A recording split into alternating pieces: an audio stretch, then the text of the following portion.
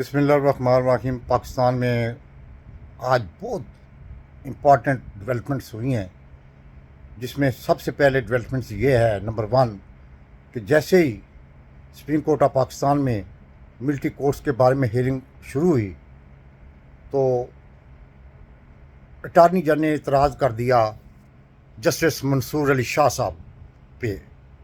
उनका ये common interest का मामला है, जिसकी वजह से हम चाहते हैं कि ये इस बेंच में ना बैठें।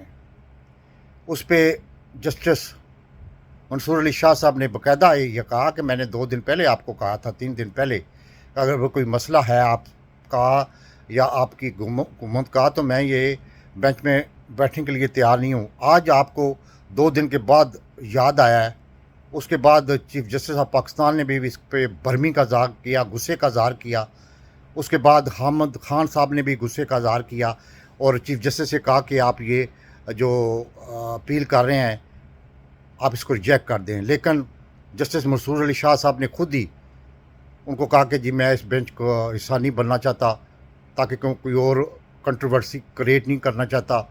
हालांकि इस बेंच में बैठने के मंसूर अली शाह साहब का कोई ज़ाती इंटरेस्ट नहीं था, ना ही कोई यानी कि कोई मनी का इंटरेस्ट था। ये एक क्या कहते हैं ह्यूमन राइट्स का केस था, जो कि एक मिलिट्री कोर्ट्स बनाई गई थी 9 मई के मामले में, उसके बारे में केस था। बहरहाल वो बेंच टूट गया। उसके बाद चीफ जस्टिस ऑफ पाकिस्तान ने बड़ी दानिशमंदी से और बड़ी अक्लमंदी से फिर दोबारा वो 6 बंदों का 6 चीफ जजेस का बेंच बना दिया, जिनने 2 दिन पहले वो केस सुना हुआ था। अगर कोई नया जज ऐड करते तो उससे ये होता कि फिर वो दोबारा हियरिंग करनी पड़ती स्टार्टिंग से। लेकिन ये है कि फिर वो हियरिंग हुई और जिस तरह का फिर रद्द-ए-अमल राइट वे, जैसे ही हियरिंग ख़त्म हुई ISPR से आया। मेरे ख़्याल में ISPR को इस मामले में प्रेस कॉन्फ्रेंस नहीं करनी चाहिए थी। अगर वो प्रेस कॉन्फ्रेंस उन्होंने की है, इसका मकसद ये है कि मिलिट्री ने एक माइंड बना लिया है। मिलिट्री ने एक अपनी हकमियत को ये समझा कि हमारी हकमियत को चैलेंज कर दिया गया है। मिलिट्री को ये नहीं करना चाहिए था, क्योंकि अब ये मिलिट्री खुल के एक पार्टी और एक पार्टी के सरबराह के ख़िलाफ़ खुल के आ चुकी है। अब इसमें कोई शक व शुबा की बात ही नहीं रहेगी। ये जो बंदे कहते हैं, अब कोई शक नहीं रह गया कि आर्मी चीफ और इस्टेब्लिशमेंट खुल के इमरान खान साहब के ख़िलाफ़, उसकी पार्टी के ख़िलाफ़ आ गई है। सबसे बड़ी जो ISPR की नाकामी और अबहम उस प्रेस कॉन्फ्रेंस में नज़र मुझे आया है। मेरी असेसमेंट हो सकती है, गलत भी हो सकता हूँ। सबसे बड़ी असेसमेंट ये है कि उन्होंने कहा जो यानी कि मिलिट्री साइड के बंदे थे उनको हमने कोर्ट मार्शल उनका कर रहे हैं।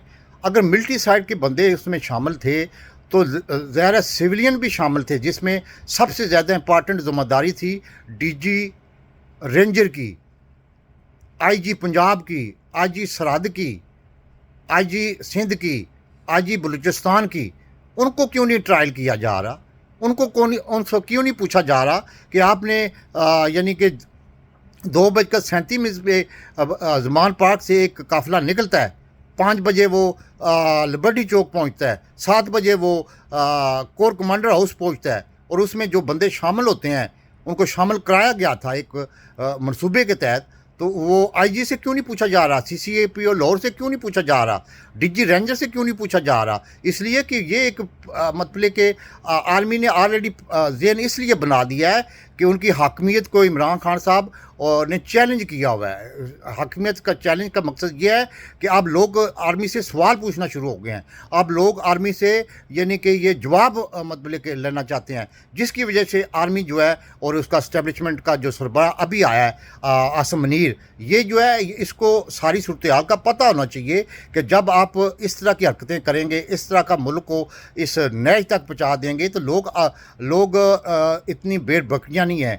लोगों को में शऊर आ गया है, लोगों को ये नहीं कि ब्रेन वाश हो गया, शऊर आ गया है कि मिलिट्री हमारे मुल्क में जब एक चलती हुई हुकूमत, एक चलता हुआ मतलब एक निज़ाम, एक चलता हुआ सिस्टम, उसको आप डिरेल करेंगे, उसको आप एक ख़ुद बाजवा साहब ने एडमिट कर लिया है, सारी दुनिया को पता है कि उसने एडमिट कर लिया है कि मैंने ये काम इसलिए किया था कि हमें जो है अपना इमरान खान साहब आइसोलेट कर रहा था, इमरान खान साहब हमारी बात नहीं मान रहा था। तो ये चीज़ें जब ऑन द रिकॉर्ड आती हैं, पब्लिक में आती हैं, तो पब्लिक में एक रिएक्शन पैदा होता है कि एक 6% ग्रोथ पे जाने वाली हुकूमत, एक सास प्रोग्राम के तहत अच्छी भली हुकूमत तरक्की करने लगी, उसके बाद मिशन तरक्की करने लगी, इंपोर्ट तरक्की करने लगी, लोगों को रोज़गार मिलने लग गया, इंडस्ट्री चलने लग पड़ी। तो अचानक क्या हुआ कि लोगों को बेल बकरियों की तरह ख़रीद कर एक साइफर आता है, उसके बाद आप काम शुरू कर देते हो। क्या ख्याल है, ये ब्रेन वाशिंग नहीं है? ये ब्रेन वाशिंग है।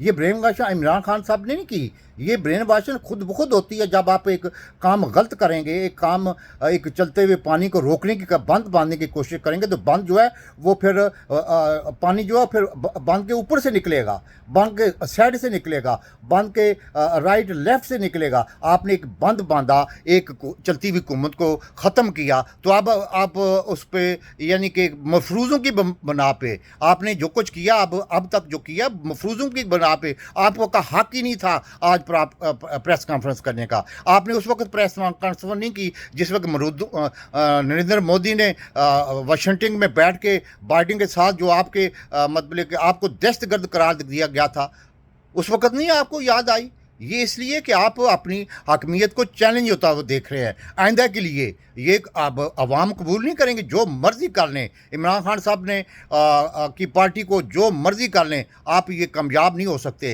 क्योंकि आज आपने ISPR को, DG को प्रेस कॉन्फ्रेंस नहीं करनी चाहिए थी। ये आपने बाकायदा तौर पर चैलेंज किया है इमरान खान साहब को, उसकी पार्टी को और चीफ़ जस्टिस ऑफ पाकिस्तान को। चीफ़ जस्टिस ऑफ पाकिस्तान को आपने हतलमकान कोशिश की है कि उसको मतलब लेके झुकाया जाए, लेकिन वो अभी झुक नहीं रहा। उसने रिस्ट्रेंट का मुजाहरा किया है। जो 14 मई का इलेक्शन वो आपने नहीं होने दिया। इस मुल्क में आपने हकमियत कायम करने के लिए हर वो गलत हरकत कर रहे हैं जिसकी वजह से पाकिस्तान इस नेज तक पहुँच गया। पाकिस्तान जिंदाबाद।